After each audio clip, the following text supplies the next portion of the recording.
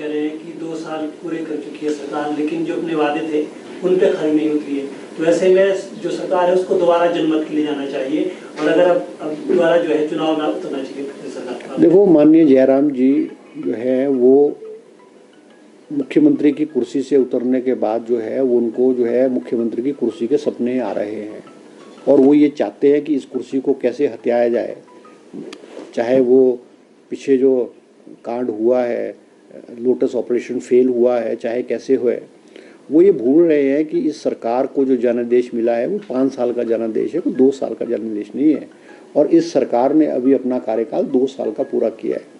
अभी जब उपचुनाव हिमाचल प्रदेश में विधानसभा के उपचुनाव हुए, 9 विधानसभा में कांग्रेस पार्टी को मुख्यमंत्री सुखविंदर सिंह सुक्खू जी के नेतृत्व में जो है वो 9 में से 6 सीटें जो है कांग्रेस पार्टी को मिली है।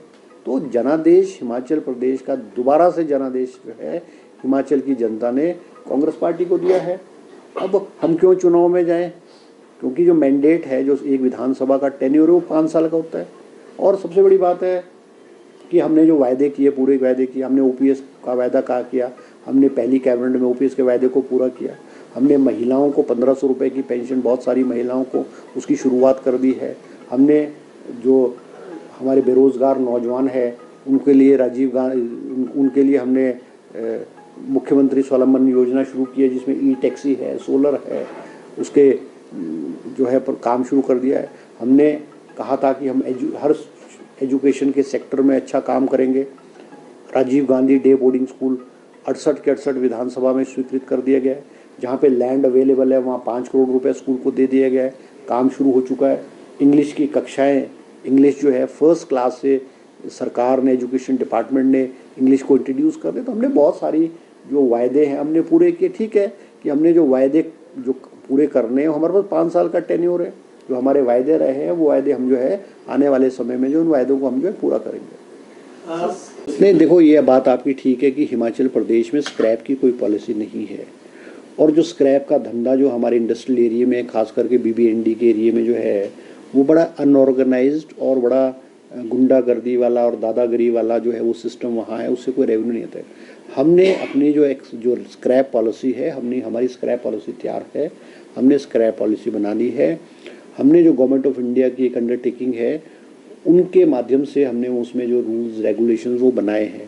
मगर हमने ये कहा है कि जो हमारे जो लोग हैं, चाहे इंडस्ट्रियल सेक्टर के लोग हैं या पॉल्यूशन कंट्रोल बोर्ड है या एक्साइज के लोग हैं, हम उनसे मिलकर के फाइनल टचेज़ उनको देने जा रहे हैं, ताकि सरकार को जो है रेवेन्यू जो है स्क्रैप के रूप में भी आए।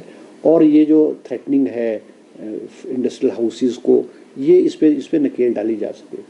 हम ये भी कर रहे हैं कि क्योंकि हमने जैसे जो अफेक्टेड पार्टीज़ है, जो फैक्ट्री के बहुत सारे लोग हैं, अब हम ऑनलाइन वाली बिडिंग वाला बात जो गवर्नमेंट ऑफ इंडिया का ऑनलाइन बिडिंग की बात कर रहे थे। ऑनलाइन की बिडिंग में ये होगा कि आप अपलोड करोगे आपके पास किस टाइप का स्क्रैप है, क्वांटिटी कैसी है आपके पास, क्वालिटी कैसी है आपके पास, स्टील है आपके पास, आयरन है आपके पास, एल्यूमिनियम है आपके पास, पेपर है आपके पास, कार्डबोर्ड है आपके पास, वुड है, वो अपलोड करेंगे और फिर ऑनलाइन उसकी बिडिंग होगी।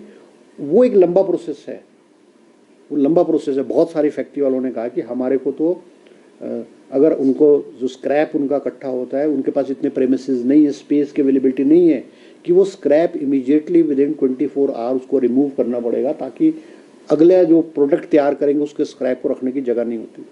मैंने डिपार्टमेंट को कहा है कि जिस तरह से शराब की ऑक्शन होती है या और ऑक्शंस होती है, उस तरह की हम हिमाचल प्रदेश के इंडस्ट्रियल एरिया में ऑक्शन करते हैं।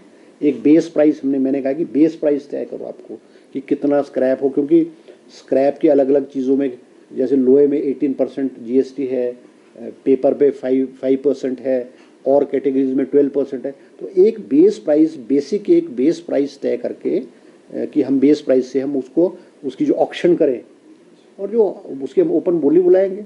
अगर वो हाईएस्ट बिडर जो आएगा हम उसको देंगे, वो उस अपने पर्टिकुलर एरिया में वो करेगा। ये हमारे पास 2-3 ऑप्शन है जिसको हम कर रहे हैं। विद इन 2-3 मंथ्स हम नई हिमाचल प्रदेश में स्क्रैप पॉलिसी ले आएंगे।